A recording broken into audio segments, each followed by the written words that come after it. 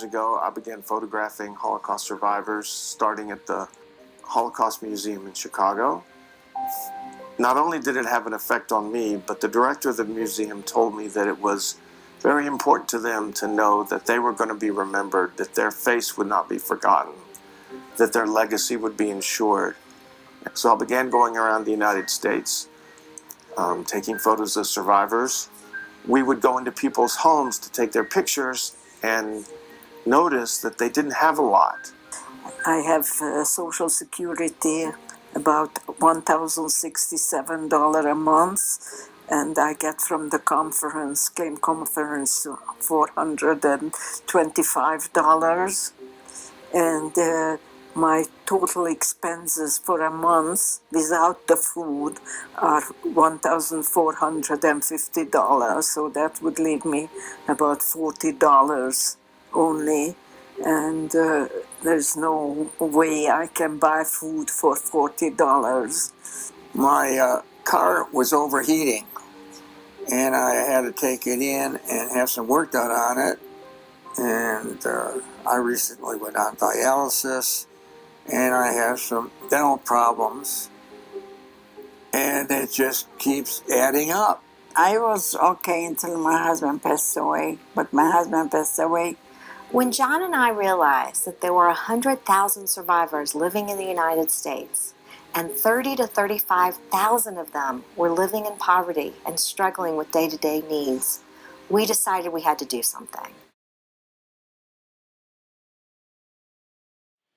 Shalom Aleichem, everyone, and welcome to another edition of Shmoozing with Avi. Today we are commemorating Yom HaShoah with two very special people who have an amazing organization which, if you don't know about it yet, you will be quite impressed with the work they do. Amy Israel Pregulman serves as the executive director and co-founder of Kavod, a Denver-based organization supporting Holocaust survivors in need. Kavod, of course, means honor and respect. And prior to Kavod, Amy was the director of cultural arts at the Memphis Jewish Community Center, where she developed the cultural arts department. Under her leadership, she developed and implemented the Jewish Literary and Cultural Arts Festival, the International Jewish Film Festival, the first Health and Wellness Expo, and she established and branded the patrons of the arts program. Prior to the MJCC, she was the director of community engagement at Opera Memphis. She completed her master's in strategic planning and leadership with a certificate in nonprofit management at the University of Memphis. Her husband, John Pregulman, is the president and co-founder of Kavod. He was a professional photographer in New York City and the Holocaust Legacy Photography Project, for which he has met and taken over 1,224 photos of Holocaust survivors across the world. And that's what led Amy and John to create Kavod. After his time in New York, John went on to, he went to Chattanooga, which is where he comes from, and he became the president and COO of his family's steel business, the Siskin Steel and Supply Company. And as I said, he's from Chattanooga, Tennessee, currently the managing partner of the real estate company Robmer Partners, in addition to being a consultant for steel companies across North America. They are also very generous supporters of Why I Love Jewish, and their website is kavodinsuringdignity.com. Ladies and gentlemen, please welcome my dear friends, John and Amy Israel Pregulman. Hi. Hello, everyone. Hi. I am so honored to have you on our program today, primarily because of the amazing work you guys are doing. So, before anything, can you give us give our audience a little idea of what Kavod is, what it does, and the amazing work that you've been doing, and for how many years? Sure. First of all, thank you, Avi, for having us on today, on this very important day where we remember. And Kavod was founded, we founded it back in 2015. We'll tell a little bit more about that story in a minute, just to answer your question. Our mission is to support Holocaust survivors that are struggling with emergency day-to-day needs that are unmet. We function as a secondary resource, and we partner with JFS, Human Service Agency organizations, JFS agencies, organizations, federations all across the country to not only raise dollars, but we also raise awareness. And so the goal is to ensure that these survivors who have lived unbelievable lives, that they are living the last years of their lives with dignity. And what's so shocking is, out of most recent numbers, around 80,000, although we don't, we know that number is lower due to COVID and the timing, but still 1/3 of the Holocaust survivors living in the United States are living in poverty or at some risk in some way. So when we found that fact out, that's when we started doing our due diligence and trying to understand the landscape and what we could do. So our mission is very simple, and we are privileged to be able to work with our partners to help these precious humans. I mean, it is pretty shocking to realize that, when you say 1/3 of approximately 80,000 survivors who are left, among them my mother, that's 20-odd thousand people. That is 20-odd thousand Holocaust survivors who might not have enough to eat, or might not be able to live a fully functional life in today's America. I mean, this is quite stunning, which makes your work all the more important. We'll talk more about the organization, but what really amazes me and fascinates me so much is that both of you are Tennesseans, yes? That's Am right. I correct? Yes. Born and bred. Now, being a New York Jew myself and a child of Holocaust survivors, I am always amazed to find out that Jews live outside of New York. So can you, and Boston and Philadelphia and the major urban centers. But the idea that there is a thriving Jewish community in Tennessee, both of you, one from Memphis, one from Chattanooga. Can you tell us about your families, how they got to Tennessee, how you came to be born there, what they were involved in, and how incredible the Jewish community of Tennessee, the Jewish communities of Tennessee really are? Go ahead. Okay. And like Amy said, thanks again for having us on today. It's a privilege to be able to talk really about the survivors and honor them. It's not about us and Kavod at all. So I'm a 4th generation Tennessean, if you can believe that. My great grandfather came from Russia, which is ironic during these times, in the late 1890s to escape the Tsar. And when he got to Ellis Island, he did not speak English, and he had very little money.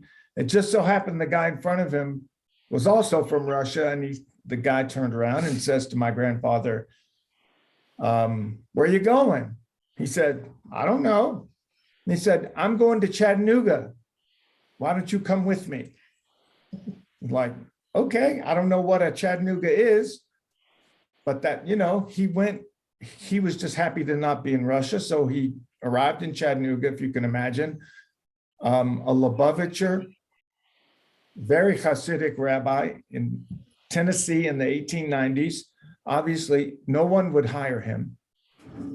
So he became a pack peddler, which means you go to the hardware store, you put all kinds of things on your backpack that you think people would buy out in the country, and he'd walk out into the country and he wouldn't come back till he sold everything. Shortly thereafter, he brought his wife over, and they ended up having 3 children. Then he was able to save enough money to start a small scrapyard, which in those days they called junk, a junkyard. And then he had a tragic death in the 20s. He got run over by a streetcar. You can imagine. So his two young sons, one of whom was my grandfather, who was a teenager, and his brother, who I think was 21 or 22, took over the scrapyard and kept it going, and were able to build it into a reasonable sized business, eventually, which my father joined in the 50s, and then I came along in the early 80s, and we sold the company in 1996. So there's about 1,100 Jews in Chattanooga still today. I don't know if I'd call it thriving, but it's a good Jewish community. We have a conservative and a Reform synagogue and a Chabad, and they're still going. So that's the story, our story. I mean, this is a movie. When you tell a story like that, to me, that is a movie. I see it in front of me, arriving on the boat with no money. I'm very familiar with this particular milieu because of a lot of the work I've done, a lot of theater work that I've done that's been about people like your great-grandfather and your family. But it's fascinating and really is an extraordinary story and an American story. An all-American success story. Amy, you want to share with us a little bit about? No, but he left out some important details. One being he comes from an incredible Mensch-like family. They have been involved with the nonprofit world.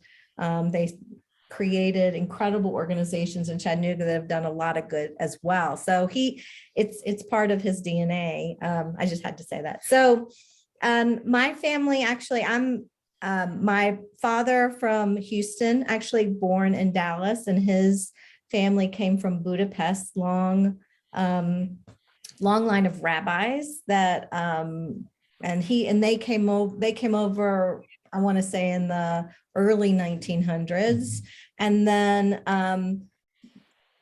he grew up in Dallas and in Houston, and his dad was very, very involved with the state of Israel, becoming the state of Israel, and very involved on the Zionist movement. And then my mom grew up in Memphis, but her parents are actually from New Jersey, came down to Memphis to try to start something new, and built their own business, retail business in Memphis.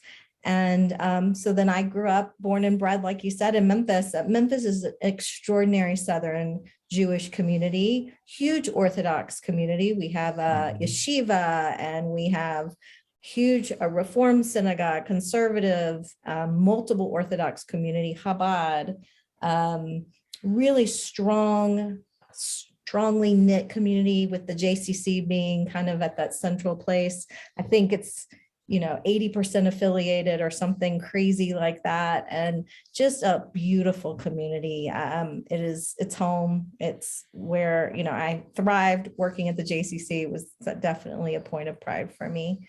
So yeah, I think it's a place that it's just Southern hospitality and history all combined into one. Right. Now, from my understanding, the Jewish communities really did start in the South. There were some very significant Jewish communities in the South. But what I have found in my travels is that very often the smaller Jewish communities around the country are much more affiliated. Now, you just said 80% affiliated, which is extraordinary, because the demographic study that they did showed that in general, there are only 15% affiliated Jews. 85% of the Jewish population is basically unaffiliated. It's amazing. Not where I grew up either. And one thing that contributes to the tightness of our communities, obviously, in the South and where I grew up, we weren't allowed to belong to country clubs or to dining clubs or to other places like that. So you had no choice. The JCC was the center of our universe. And we couldn't join the country club till I was in college. So it wasn't unusual. People affiliated because you really didn't have a choice. Where else were you going to affiliate? Well, that was going to be my next question, to talk a little bit about your growing up in Tennessee. When I went to college, my first roommate was from Tennessee. He had never seen or met a Jew. And when I walked in and I said my name was Avi, and he said, "Where's that from?" And I said, "Well, I just came from Israel." He said, "You're Jewish?" I said, "Yes." And he looked at me very weird. And I said, "I'm sorry, what are you looking at?" He said, "I was always taught that Jews had horns." Yeah. We both We both encountered that in experienced that. college. Yeah. So please, if you don't mind, share with us what it was like growing up in Tennessee, where people literally thought that Jews had horns. Did you encounter serious anti-Semitism, not just incidental anti-Semitism? I'd say I probably encountered more than Amy because we didn't have Jewish schools. And so we had to go to public school, and I actually ended up going to a private boys' school where, yes, there was a lot of anti-Semitism, the whole penny throwing thing. And in fact, in my 7th grade Bible class, the teacher had said, so this was a school of 900 boys, and I think there were 20 Jews. And the teacher said in the Bible class, "All the Jews, please stand up." We're like, "Why would you want us to stand up?" And he said, "I just want everyone in this room to know that you all are going to hell because you don't believe in Jesus." Oh my God. Yeah. You were how old? I was 12. So, I mean, you got used to it, but it was definitely there. It was even though we were a prominent business family, when the holidays came, you didn't get invited to Christmas parties and stuff like that. It was quite interesting, but I think in Memphis, it was a little less on the surface than it was where I I'm grew also up. younger than him, not that that's important. But so when I was growing up in the 70s and 80s, it wasn't as heightened as what he experienced. Number one, I think being in an all boys school, that created that. I mean, I grew up going to a small private school where out of, let's say 50 kids, again, 20 or so were Jewish. So it was not a big deal. Like we kind of went in packs. I think for Memphis, the more interesting story that we all kind of lived under was Martin Luther King being shot.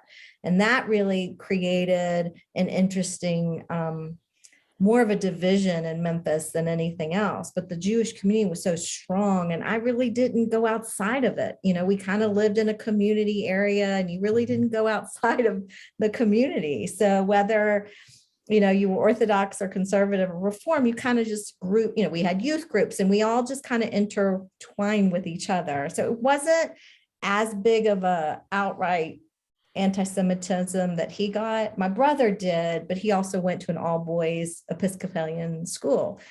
So that made that difference. But Avi, the Memphis JCC had one very famous member who considered himself Jewish. Do you know who I mean? No. Elvis. Right. That's right. He wore a chai, right? Or Yeah. He was a strong member of the Jewish community, one of the largest givers to Federation, and considered himself Jewish. Well, there's rumors that he had family that was, but he was very involved in the Jewish community. Right. The rumor I heard was that his grandmother was Jewish, and thus that made him Jewish. But isn't that amazing? So okay. You see, now, had I experienced what you experienced, I think I would have been a little bit traumatized. And so I suspect that some of what you experienced later on really brought you to the important work that you're doing now. But before we get into that, I still want to know a little bit more about what it's like to grow up Jewish in Tennessee, childhood, adolescence, and was the Holocaust, since neither of you, as I gather, are children of survivors or grandchildren of survivors, I'm so curious to know what really got you so involved in remembering and really making the Holocaust and the memory of the Holocaust such a big part of your lives and your work. It's really amazing. I understand. I come by it, because it's in my literally first generation. My father was in Auschwitz. My mother was in the DP camps. I have heard these stories all my life. When did you start learning about these stories, and how did it affect and make you, do the work you do now? I'll You go want me- first because your story will lead into Kavod more. I mean, I learned it in Hebrew school, and I went to Camp Ramon, Wisconsin, and you studied it there. But it wasn't this conversation in our home in the sense like you would obviously. It was part of the story. It was just part of what we talked about. It was always talked about at the Seders, right? And just the conversation around that and who we are. But I think John's story is more interesting, and because John's story led us to this. I wouldn't have told you 10 years ago when I was doing what I was doing, I would be in this position at all. It was never my direction at that time. Well, I was going to say, but you were at Memphis Opera. I mean, you were doing. I was doing opera. I was always wanting to weave in the Jewish story. I was very interested in like Violins of Hope and how do you bring the cultural pieces. And I did authors and things like that. And I was always concerned and interested in telling those stories. But really, even though all those things, it was just part of being Jewish. It was not necessarily direction, but I'm going to pass to John because really his story leads us closer to where we are now. Well, interestingly, my Cantor growing up and his wife were both Auschwitz survivors, but they did not talk about it at all. So I really had no exposure to Holocaust survivors until, because of my photography, a friend of mine from BBYO, who became the director of the Holocaust Museum in Skokie, called me and said, listen, I need some photos of survivors. We're just getting started. We don't have a budget. And I know you've done this before. Could you come up and take some photos? I thought, well, okay, I can come up. I'll do a few photos of survivors, no big deal, and I'll come home. Well, I got there to Skokie, and I don't know if you've been to that museum, but it's I have. Quite impressive and overwhelming. And I sat in the Hall of Remembrance for 3 days, and I talked to and shot. I don't say shot anymore, by the way. We don't say we shoot photos, we take photos. I took photos of 65 survivors, listened to their stories, toured the museum with them, and really fell in love with these amazing people because I expected to see sad, unhappy people who had been through what they were through. And yet of the 65, I don't think I met maybe one who wasn't happy and accomplished and went on with their life and had children, and one who even became a Playboy bunny in Chicago. That's a story for another day. But wow, that's a movie right there. From Auschwitz to the Chicago Playboy Club. How about that? Wow. And so I just became enthralled with these people. And he said, your photos had a big effect on them too, because their biggest fear is that they will be forgotten and their stories won't be remembered. And he said, you should really go around the country and take photos of survivors. It's really important. So what I found was that what they told me, we like knowing that the next generation is interested in us and will remember us and show our pictures so that people can't say this didn't happen. So I started going around the country. Amy and I were together. That's actually how I met Amy, because I went to Memphis to take photos of survivors there. And when we were in Orlando, the real turning point was we took photos of this very elderly lady. And of course, the bubbies always want to feed us after we take their photos. That's just what they do. And when we went in her kitchen, she really had nothing to give us besides basics, water or milk and some bread or maybe a cookie. And we said, "Where's your food?" And she said, "Well, I had an expense I didn't expect. I had to fix my air conditioner. And since I'm used to being hungry, I just used my grocery money for the month and I fixed the air conditioner, and I'll wait to eat to next month till I get my next check." And we were obviously horrified. And so we decided we had to look into this. And we found, after doing some due diligence with people in the Holocaust world who, like Michael Berenbaum and people like that, who could really give us education, that's when we found out that 30 to 35% of the survivors live in poverty. And we're like, how's that possible?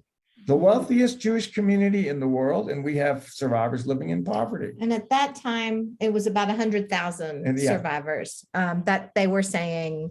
But the percentage doesn't change. It's always been 30 to 35%, no matter how many there are. Yeah. When we did our studying, when we really studied it over, even say from 2000 forward, and we looked at the numbers, it was 30, 35% in 2000. It was 30, 35% in 2010, et cetera. And so no matter how many we lose, which obviously that's what's happening, because that's what happens, the percentage living or struggling continues to go up because their needs are so great.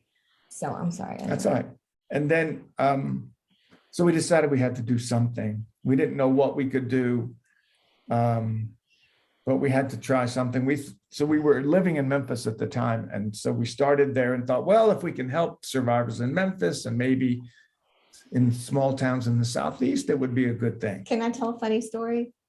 Sort of funny story. Haha. So when we were, this was in March, and I think it was 2015. 15.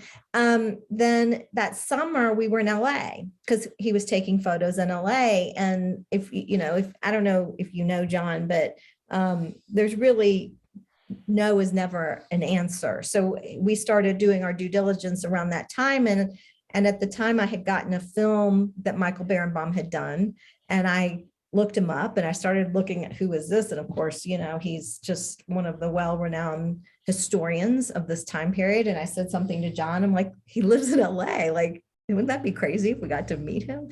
So of course, before I know it, we have a meeting scheduled with Michael Berenbaum in his home. We went to his home and we sat in his living room. And I tell this story. I don't think I took a breath for about an hour because I felt like I was absorbing everything he was saying. And he was hearing of our, we want to help. And he kept advising us. He kept saying, just narrow it down. It's a huge problem. There are a lot of people working on it, but you just narrow it down. And that's when I remember walking out of his house and we took a walk around the block. And that's when we were like, gift cards, we can do gift cards. That would make sense. So that's really, we really are we felt so fortunate to have the opportunity, not only talk to him. I mean, we talked to people at JFNA. We talked to people at Shoah, the Shoah Foundation, and all the JFS agencies. I mean, we really wanted to understand the landscape and where the gap was. That was really what we were trying to understand. So, like the lady in Orlando, what we found was that living in poverty doesn't mean you don't have income, but it means you have more expense than you have income, and there's that gap in between what you have and what you need. So that's when we decided with Kavod to become a secondary resource to people and help them with their unmet needs that they may not have a resource for. And we started really small. I think this is the part where you take over. Yeah, and also the gap is also related to other primary sources. I mean, you've heard of the Claims Conference. Like I said, there's Jewish federations and the agencies work very hard, and there's lots of people working really hard to try to fill these needs. And the gap that we really focused on was, well, what's the difference between all that's happening and what they really need, and what's the left? And it could be $100. It could be, for us, it could be $100, $200. It doesn't seem like a lot, but to them, it makes a huge difference that they don't have to worry that month for their groceries or so on. They have a need. They're living in poverty. They have dental needs, rent, etc. All Right. these other organizations are helping towards that.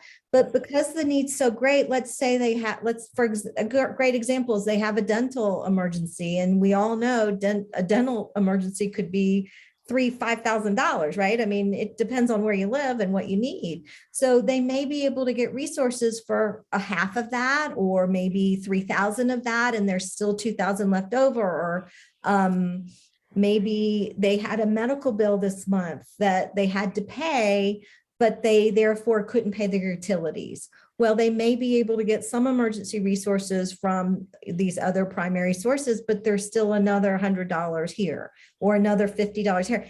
And they're aged. So it's not like they are working. I mean, some are, but a lot aren't. And so they have a flat income, they have their flat income. So it's a piece. The other thing that filters in is that not all agencies cover everything. Certain things aren't covered. We started out mainly with giving gift cards for food or for day-to-day necessities, which after they pay all their bills or have extra bills, they don't have money left over. And then, it expanded, and maybe we helped them with rent or utilities or, dental, and then it became medical. And right. And that came late. Yeah. That came later. But in the beginning, it was mainly food, and food is still the primary thing that we do for survivors, not necessarily the most dollars, but in percentage of requests for aid, it comes down to food. Right. So we did that for about 3 years. I mean, the first 3 years of our organization, we grew. In the beginning, like John said, the first year we raised $30,000, and we were just, oh my God, we raised $30,000. And we were, connected with we immediately got in connection with the network of Jewish Human Service Agencies, which is an incredible organization that was just starting out at that time too, where they would connect us to different agencies and say, hey, there's a resource. And then the second year we raised 50,000. And then the third year it was 150,000, because what happened was we started talking, and another part of our mission is advocating and raising awareness and educating people on this crisis, because we really only have a very small period of time left. I mean, that's the reality. And it was like, we can't wait to do something for, we can't wait. We have to do this now. And so really we were doing incredible work. I mean, I would say 50 communities we were touching, and every dollar, 100% of every dollar goes back out to the survivors. So whatever we raised went back out. And then a huge shift came in 2019. At the end of 2018, we were on NPR's Here and Now. We got recognized quite a bit from that. And in particular, an incredible partner was formed with Seed the Dream Foundation. They're out of Philly. They found us through that. And they had already been in this space for a few years as well. And together we came together and we created the Kavod Chef Initiative, which is SHEF. It's the Survivors of the Holocaust Emergency Fund. And what this did was what John was just saying. It allowed us to go from pretty much just gift cards to now exponentially growing partnerships, dollars, and raising awareness to levels that we would have never thought possible. And it's an incredible partnership. It's a match partnership where we partner with local communities. We have 34 communities now. We started with 18, and there are JFS agencies and Federation agencies that are local, and they raise new dollars and are partners with See the Dream. And then we have national funders, about 20 plus philanthropists and national foundations that are coming together as a match. And together, all of this now, and we're going into our fourth year, we've brought in over $8 million of new money. These are new dollars in this space that weren't there before because of these relationships and partnerships. And over 40,000 emergency requests have been filled because of all these people working together, this collective communal response, bringing it to another level and elevating the conversation. And so that's really pretty extraordinary to think about. Listen, you have my applause, you have my immense respect, and I'm so honored to be able to let the people that we connect with know about you in case they don't, because the work you do. When I was growing up, I was always told there are 36 people upon which the world relies to survive. The Lamed Vovniks, they were called. There are 36 righteous people in the world who basically hold the world up from being destroyed. And I think maybe there are 34 others. So, I am blown away by the work you do. Really, it couldn't be more important, and especially nowadays. And so, number one, I'd like to know how COVID affected your work, because we all went into a whole different reality once COVID hit. And so I'd like to know how you feel COVID affected your work. It was pretty interesting. So we had just built this infrastructure for Chef with Seed the Dream Foundation. And so we were going into 20 really prepared just for this whole effort. And when COVID hit, because we were built as an emergency response system, we were already functioning this way. So we were already getting requests in virtually, through the electronic versions. And we have people that were filling, myself included, filling the requests. So when this happened, we were set up already, right? So the infrastructure was there. The key was we were able to pivot and be very innovative with our partners on the ground to go from maybe spending dollars for dental visits or for medical visits or things of that sort to dealing with food, PPE, delivery of food. We partnered with local communities to have local caterers and local restaurants cook the food, make the food, get it delivered. So we were able to go to that extreme to make sure their needs were being met. And really, the agencies on the ground, the caseworkers were working 24/7 to try to meet the needs of these individuals. There was so much, as we all remember, chaos, but we were really able to quickly pivot and support our survivors with our agency partners for the needs that they needed now, and that's what's the beauty of the system.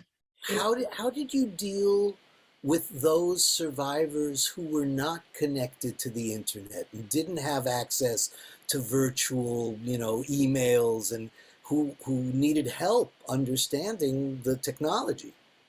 Well, we don't deal directly with the survivors. We deal with the agencies. So our aid is confidential. When the requests come in, we don't know the name of the person. All we know is that they're a survivor, what's the situation, and how much do they need.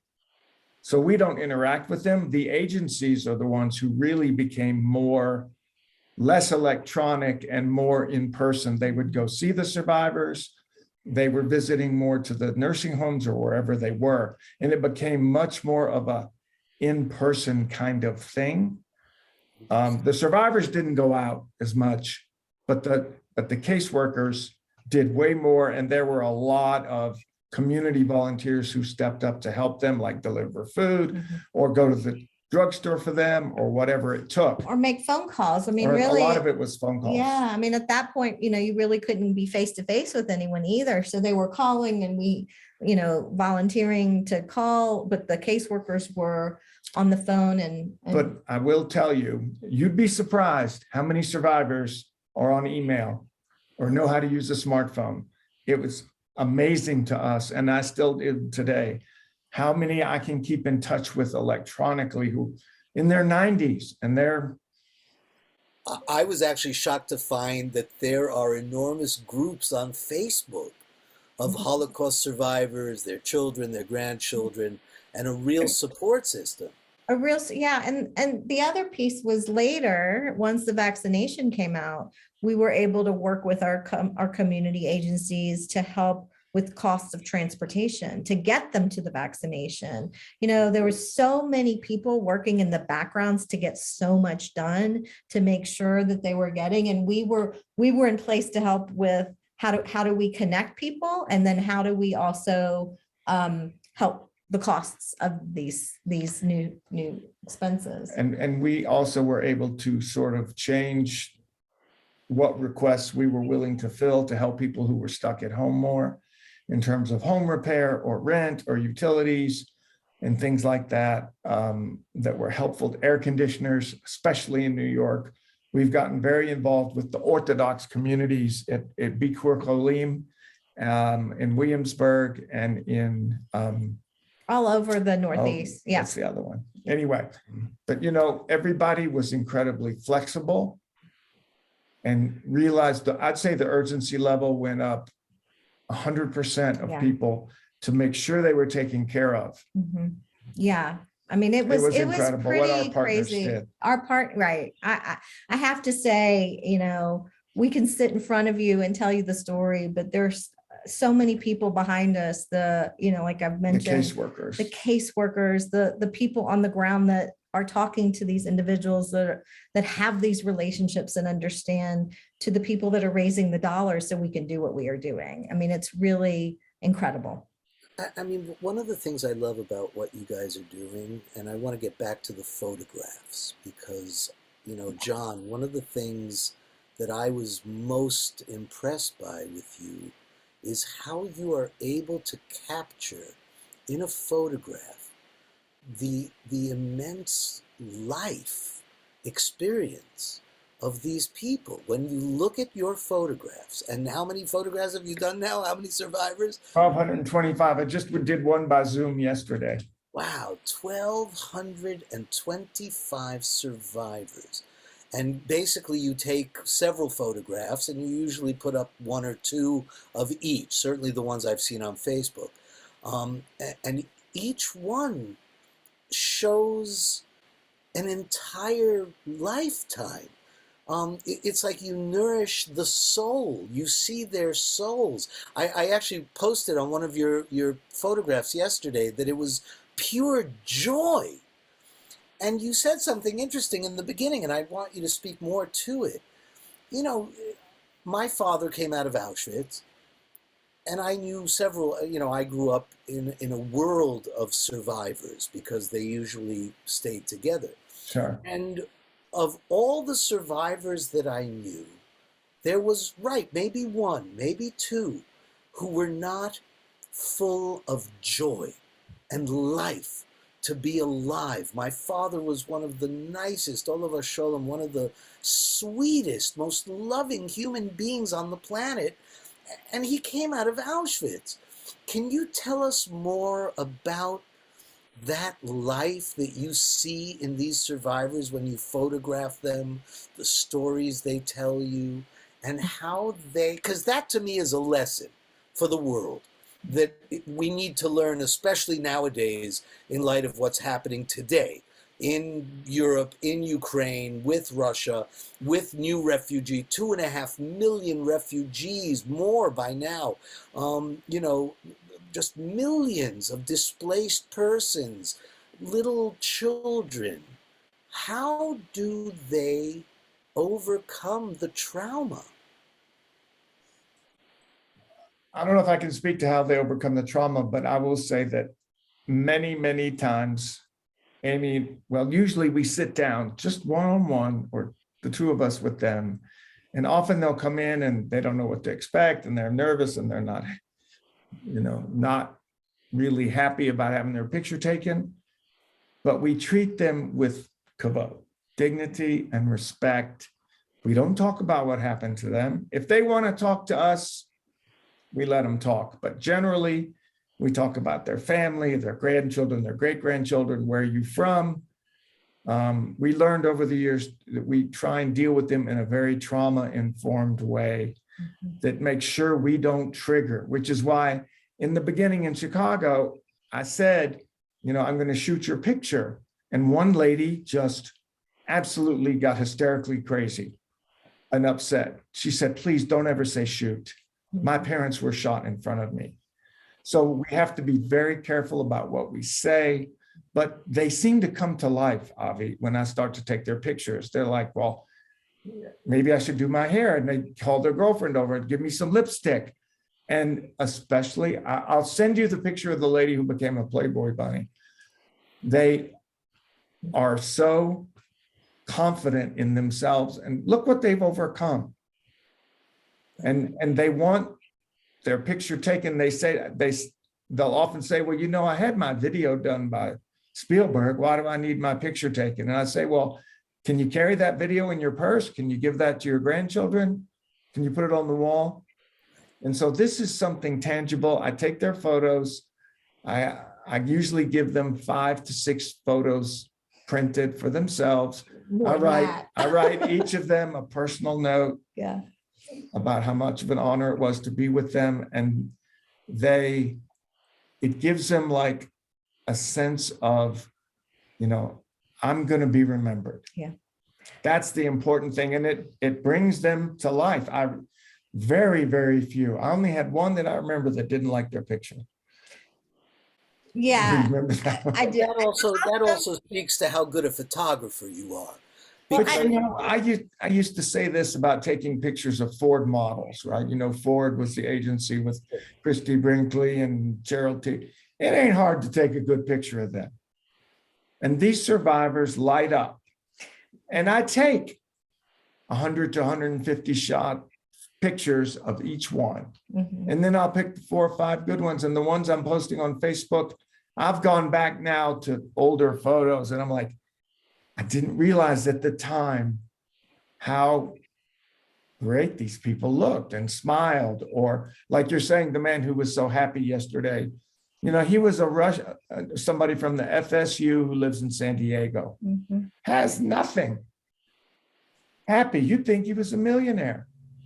I have to tell you that we have gotten multiple times we'll get an email or phone call or letter where a child or a friend, they were going through their friend's things and this person, the person had passed and they come across this photo and the letter, because he writes a handwritten letter to each one. Okay. It's not just the gift of his time. It's the gift that keeps giving in his how he does this.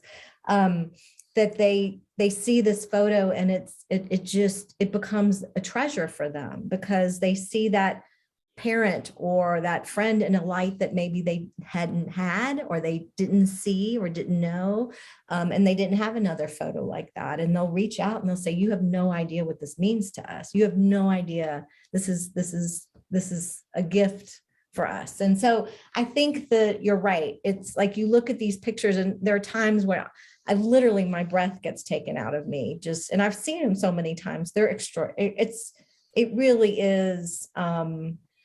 And it's also true for the more well-known survivors who've had their picture taken a jillion times, like Sonia Warshawski in Kansas City or Ben Lesser in Las Vegas.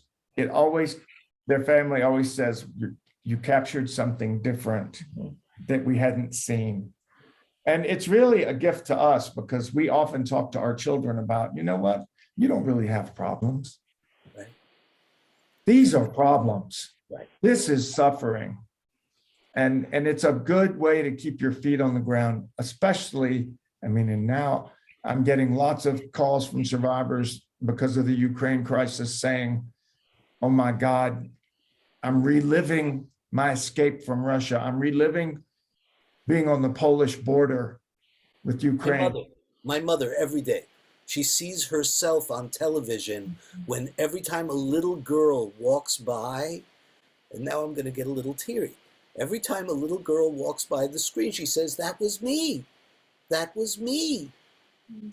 And so it's really just a privilege to be in their presence and, be able to give them this gift. You said something that I think is really important. And you said, oh, they already did their video for the Steven Spielberg. Why do I need my picture taken? And I think you really have touched something that is, I believe, maybe more important than almost everything, which is every one of them has a story. Every one of them has an entire life in that photograph. One of the things I've been thinking about lately is, yeah, it's great that Spielberg did all the videos, but wouldn't it be wonderful if every one of those videos were published in a little pamphlet or compilations of pamphlets? Because like my father's story on Spielberg, when I heard it the first time, I was shocked at what I didn't know. And again, every one of them is a movie. Every one of them is an adventure movie. Every one of them is a tragedy. Every one of them is a wonderful escape. Every one of them has a story to tell. And it would be great to bring their stories as many ways as possible to the public arena, whether it's through your pictures on Kavod ensuring dignity, whether it's Spielberg and his videos. We have to continue finding ways to bring their stories forward. Agreed. Well, Which and is as why you, Agreed. which is why the work you're doing is so important. thank you. Well, I think that we both feel just a sense of responsibility, a sense to, to make sure their stories are heard and also to take care of them in the most dignified way, which is why we chose the name Kavod. And I think we both feel that this is where we're meant to be. It's Basheret. I think it's why we came together. It was just random that our paths crossed and that we are having, and we both say this often, the privilege of not only doing this work, but getting to meet these people. Good. I look forward to our continuing conversations. One of the things we are now working on, as I told you before we started the program, we have now, since COVID, because we had to pivot and go into an entirely virtual world, we've actually been able to create dozens and dozens of programs, video programs, lectures, concerts, panel discussions, all about the Holocaust, Holocaust awareness, the stories, individual stories, group stories. And I would love to find a way to bring those programs back into the community, to the senior homes. We have concerts, not just Holocaust, just concerts of Yiddish music that they would love to hear. And we need to find a way to bring those programs to them, to nourish their souls as much as you are nourishing them, in their time of need. Is there anything else you want to tell us about Kavod ensuring dignity and how people can find you? Obviously, the website is on your image.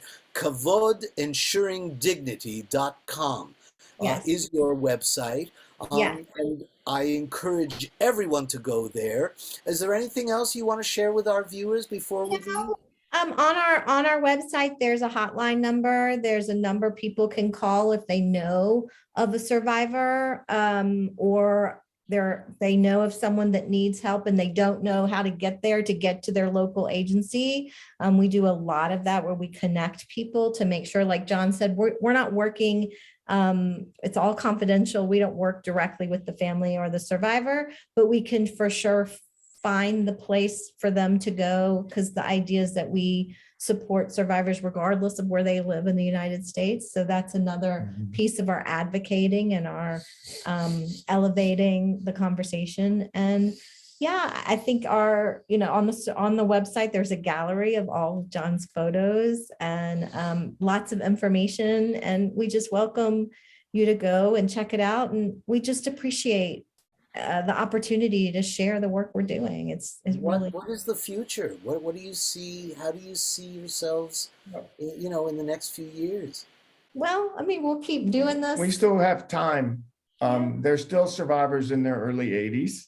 Sure. Many of them. We hope that we have a good 10 years left with them. We don't know what's next. We're not going to worry about next because we're focused on the now and taking care of them now. But I want to emphasize that we never charge for these photos. We never charge for our travel. There's no expense related to the way we honor survivors. It's all free to the survivors and the communities that we work with. Yeah. And nothing you do is commercially utilized, and none of it is sold or no. You guys are 100% the 100%. real deal. No, seriously, you know. And we'd love to come to any community. We get invited to come. We'll speak. We'll take photos. We'll do whatever the community would like us to do. Have you done anything internationally? You mentioned the United States, but there are survivors all over the world. How have you been in touch? Or we don't give, Kavod's mission in 501c3 is just for the United States, but we have done photos in Israel, Poland, France, Italy. Anywhere we travel, we find survivors and take their photos to honor them. What an amazing Thank you. you're doing. Ladies and gentlemen, I could not be more honored to have had this time with John and Amy Israel Pregulman. Kavod, ensuringdignity.com. Please find out more. If you have friends or relatives in your vicinity, or anyone you know on your email lists who need help, or who know people who need help, have them reach out to John and Amy Israel Pregulman and Kavod, ensuringdignity.com. Thank you so much for your work. Or who want their photo taken of their parent, grandparent, husband, wife, etc. I'll do that. Aunts, uncles, yes, anyone, neighbors, absolutely. Taking pictures of Holocaust survivors and keeping the memory alive, because as we all know, never again is now. Right. It's just we have to take the time now to do the work that has to be done. So thank you again. And Avi. So excited to have had you as my guests, and I hope that all of you will continue to support whyilovejewish.org. Go to our website. We have a lot of programs for Yom HaShoah. We do all the Jewish holidays. The vast majority of our programs are free to the public, so we always need your support. Thank you, and we'll see you next time on Shmoozing with Avi.